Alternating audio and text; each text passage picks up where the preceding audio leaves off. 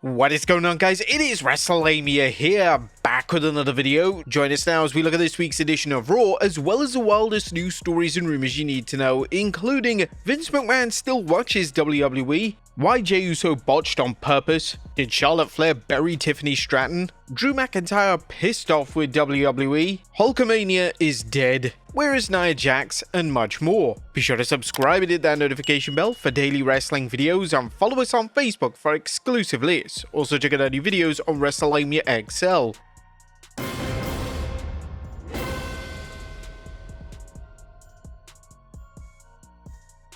Now, as always, we won't recap the show, but just look at the good, the bad, and the downright ugly. As always, we start off with the good as number 1, Cena embracing his inner heel. John Cena leveled up tonight as he slaughtered the WWE Universe with a cold-blooded methodical promo, making it clear what he's going to do and why. Cena's delivery was pitch perfect as he blasted the fans for their pettiness and exposed how he knew their every weakness, leading to his chilling promise to rip the Undisputed Championship from their hearts and retire as the last real world champion, even hinting at the fact that he might even bring the spinner belt back, a belt that many people ridicule Cena for making the championship into a toy. Now, if Cena ever did bring the championship back, it would be the best heel move ever, as many label it as one of the worst looking championships of all time. Cena even added icing to the proverbial cake, telling fans no one would remember Ric Flair after he won his 17th title. Number 2, Cody shows fire. Now, as good as John Cena's promo was, it needed a response from Cody Rhodes, and the WWE Undisputed Champion didn't hold anything back.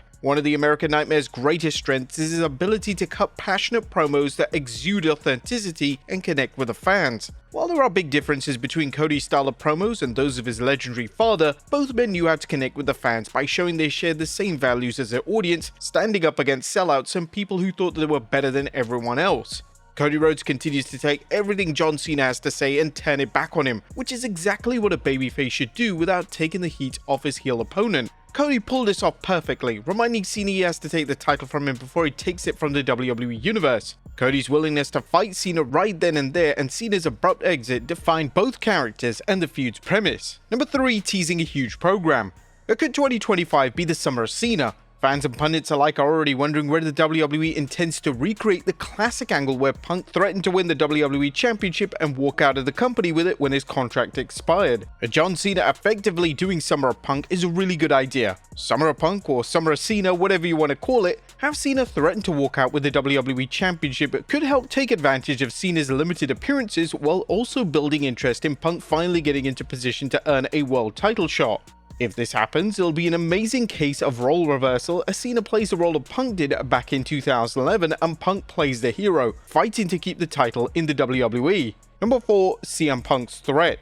Tonight's Raw featured several outstanding promos, including CM Punk clearing the air on what separates him from Roman Reigns and Seth Rollins. Punk made a convincing case that Reigns and Rollins' beef with him is a personal matter, noting Roman's jealousy over Punk being a Paul Heyman guy and Seth just being a crybaby.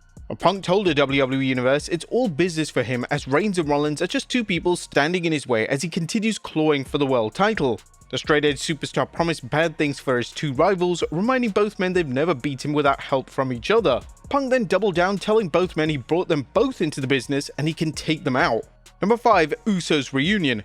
While fans in Glasgow were probably disappointed that TNA World Champion Joe Hendry wasn't Jey's surprise partner, as there was a rumor making the rounds last week, they got to see the Usos reunion as Jimmy showed up to help his highly successful twin brother take out A-Town Down Under. Number 6, Jimmy Uso's brotherly advice. Now, having Jimmy Uso on Raw was good not only for their tag team reunion, but because Jimmy gave him the tough love he needs, telling him he can't beat Gunther unless he digs deep and channels his inner main event Jey Uso, and the same Jey Uso who won this year's Rumble. Granted, Jimmy Uso challenging Gunther will lead to a predictable finish where Gunther maybe annihilates Jimmy, lighting a fire under Jey, but it's better than having the ring general ambush Jey after another match, something which was old 3 weeks ago. Damn, what about that slap though? They had that shit at the Allegiant Stadium. And another championship main event. Now, anyone concerned that the IC Championship has become yesterday's news since Gunther dropped the title need not worry, as WWE is doing everything it can to keep the shine on the belt Gunther polished to prestigious levels. This was seen tonight as the IC Championship served as Raw's main event for the second week in a row. Not only that, but WWE continues to book the belt as a must-have among WWE wrestlers, giving fans a secondary men's title to invest their time in and create multiple storylines showing wrestlers chasing the gold. But that was a good what about the bad. Is number 1, Io keeping the belt warm? Rhea Ripley loaned the Women's World Championship to Io Sky until WrestleMania. It's hard to look at things any other way, as Io's title reign has been a dud so far, with no significant title offenses and a main role appearing to be getting pie-faced by Rhea Ripley and Bianca Belair. Why is the WWE treating one of its best workers and a true fan favorite so poorly? Sadly, this problem isn't limited to Io Sky, as WWE's booking of the women's champion Tiffany Stratton has been equally dreadful. Number 2, a lousy ending. Now, as good as Bron Breakker vs Penta was, the ending was complete garbage. While it's clear that WWE wants to set up multiple opponents for Bron Breakker, especially with rumors that IC strap will be defended in a match with several wrestlers, you shouldn't be giving fans a DQ ending in a main event match. Fans who spent a small fortune to attend tonight's Raw would have likely felt better with a conclusive finish, even if it meant moving Breakker vs Penta down the card so fans could go home feeling they had their money's worth. Let's not forget, we're on the road to WrestleMania, and we're ending the show with Carlito standing tall. And baffling booking. And while we're discussing the main event, who came up with the idea of the Judgment Day getting Penta El-Zero disqualified as if it was a reason for him wanting to join the group? While fans not to take anything with 100% certainty with today's WWE product, the idea of Penta joining the Judgment Day seemed unlikely to begin with, and there was zero chance of him joining the faction after they cost him the match.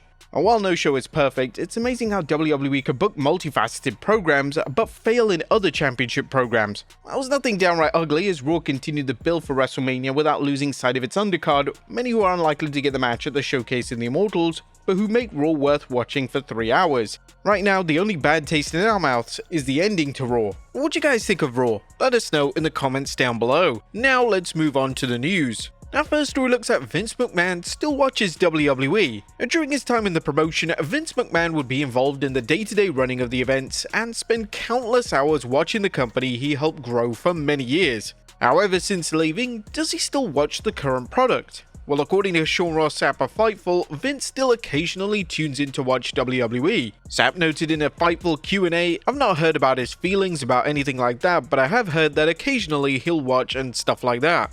Sean reaffirmed that although he watches it, there is still zero connection between him and WWE. I want to say this sincerely, there's no motivation for anybody in WWE to tell me that they have any type of relationship, connection, or conversation with Vince McMahon. Whether it be true or not, within WWE, it doesn't serve anybody well to tell me, a reporter, that they have or maintain any relationship with that man, because it just doesn't serve them well. So at least everybody that I talk to claims that they don't hear from Vince, talk to Vince, or anything like that. Nobody I've heard from claims they talk to Vince. That would be interesting to hear what Vince McMahon thinks of the current product. That is, with him not being in the driving seat anymore. Now, there have been rumors of Vince launching a new entertainment company, and whilst many believe it to be a new wrestling promotion, that doesn't seem to be the case.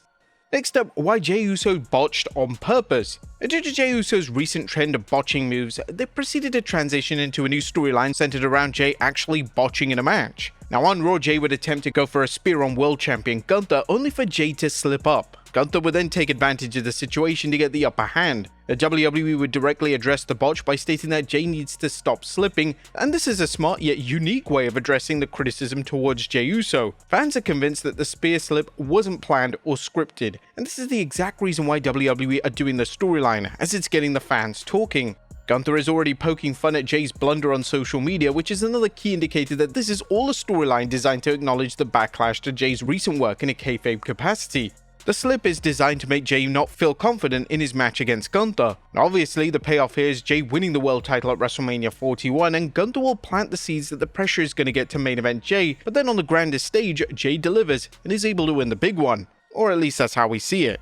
Next up, WWE Tease Finn Balor face turn. Now, has Finn Balor already turned babyface? Well, despite some heinous actions over the last few years in the Judgment Day, including Balor betraying Judgment Day brother Damian Priest at last year's SummerSlam and costing Priest the World Heavyweight Championship, a recent live event saw Balor playing a complete babyface. Finn went out of his way to greet the fans, high-fiving them and engaging in the behavior you wouldn't expect from a heel. This, along with the rumors, and keep in mind they're just rumors, that have some fans wondering if a face turn is on the way. After all, WWE has a habit of testing things out at live events, as this is a good way to gauge fans' reactions to matches and new storylines such as turns. However, before Finn fans get too excited, keep in mind that the live event took place in Belfast, Ireland, so it could be a case of WWE just letting Finn play up to his hometown. Whatever the case, it was a sweet spot that suggests that as good as Balor is as a heel, a babyface turn shouldn't be difficult to pull off. Next up, Charlotte Flair buried Tiffany Stratton.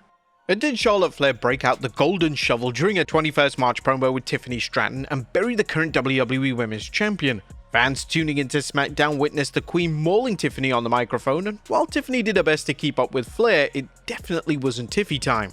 And now some fans are curious whether Flair went into business for herself during the verbal volley. Given past criticisms that Charlotte is pushed too hard and or that she doesn't help her opponents get over, it's a legitimate concern that Flair may have made sure Tiffany didn't shine during her interview segment. According to Fightful Select, its sources claim that there was no effort by Charlotte to upstage Tiffany and it was seen as a case of Flair doing a better job. Whether or not the criticisms directed at Flair are justified, WWE's booking of Tiffany Stratton has been weak ever since she captured the Women's Money in the Bank briefcase. Stratton was stuck in a terrible program with Nia Jax for months, and Tiffany's current storyline with Flair has seen her being beat up on a weekly basis, making it look like a challenger than a champion. Next up, Drew McIntyre legitimately pissed off with WWE. WrestleMania is fast approaching and Drew McIntyre wants to know why he hasn't been booked on the grandest stage of them all. The three-time world champion addressed the situation with a Daily Star, saying, "We've got 6 weeks until Mania and anything can change in that time. I'd be lying if I said I wasn't pissed off at not being in one of the title matches after the 2024 I had, but it's just because I'm so highly competitive and sometimes, there's only a few spots." While Drew McIntyre and Damian Priest are no curtain jerkers, it seems as if WrestleMania matches have become tough to come by even for WWE's elite of the elite, and while this match is likely to play out in Vegas, nothing should be taken for granted. McIntyre mused about how the feud has played out and the fans' reaction to it. "I appreciated when the fans' reaction was, 'Oh my goodness, it's Priest and Drew, there's nothing there.' I'm like, bloody hell, give us a chance to tell a story. The thing with Priest has been going on since last year's WrestleMania when he cashed in on me and I was assaulted by Punk."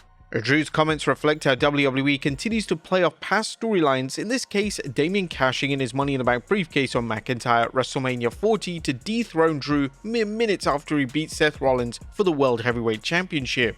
Next up, Logan Paul talks his next WWE appearance. When is Logan Paul going to appear next on WWE television, and will this set up things for a WrestleMania match? The Maverick took to Instagram to explain, "AJ Styles, congrats, you've been added to the list of people whose downfall I'm preying on. What you did to me at Madison Square Garden is unforgivable. I'm in London on March 31st, Monday Night Raw. I want to see you face to face. Bring your A game, bring your soccer mom haircut, I'll see your bitch ass there." Now, while there were wild rumors that Paul might face John Cena at WrestleMania 41, that's no longer the case, and now it appears that WWE is preparing fans for a Paul vs Styles clash at Mania, but should this happen, or should he face someone else?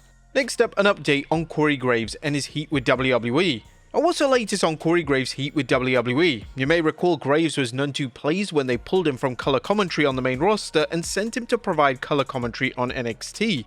Graves provided some color of his own with some passive-aggressive social media messages that hinted at his anger over what he appeared to see as a demotion. Graves disappeared from NXT for a short time, leading to a debate whether WWE and Graves were working the fans. Whilst that didn't appear to be the case, a new report from Fightful Select Sean Ross Sapp suggests the two sides may be mending fences. During a Fightful Q&A, Sapp was asked what Pat McAfee's status was for calling color commentary during the WWE's Road to WrestleMania European Tour, with Sapp stating, "I've not heard about McAfee, but Graves is supposed to be the go-to slide-him-in guy, and there were a lot of people there that thought that eventually that would just lead him to being back on Raw or SmackDown." WWE is constantly shaking up its announced team, so it wouldn't be surprised to see Graves brought back either on Raw or SmackDown. At the same time, is it reasonable for WWE to have fans get acclimated to announced teams only to shake them up with no rhyme or reason? Next up, where is Nia Jax? The former WWE Women's Champion hasn't been seen on SmackDown much, leading to Jax fans questioning what is going on and where she is. When a fan asked Queen, "Where are you?" Nia Jax replied, "Catering." And Nia Jax's situation is just likely another instance where creative is trying to work up a new storyline for her and WWE just doesn't want to throw her into a random match, especially since it's busy building up WrestleMania. And finally, Hulkamania Is Dead. It looks like the backlash against Hulk Hogan isn't limited to the US, as fans attending the Sweet Chin Disco party hosted by TNA World Champion Joe Hendry and co-hosted by World's Strongest Man Mark Henry went bonkers for Hulk Hogan's theme song Real America when it played. According to Ringside News, the fans instantly erupted with boos, drowning out the music to the point that organizers had to yank the song mid-play and replace it with something else. Now, this is just the latest backlash against a two-time WWE Hall of Famer following him being booed during Raw's Netflix premiere in LA. The fact that Hogan's theme was booed shows just how bad the situation is. It's been roughly a decade since Hogan's racist comments from a leaked tape showed fans an unsettling side of Hogan, and these comments continue to plague him despite claims that he apologized. Hulk Hogan's claims that Hulkamania will live forever seem to be a matter of opinion. But the bad news for Hogan doesn't stop there, as it seems an on-location Hulk Hogan VIP experience hasn't gone down well.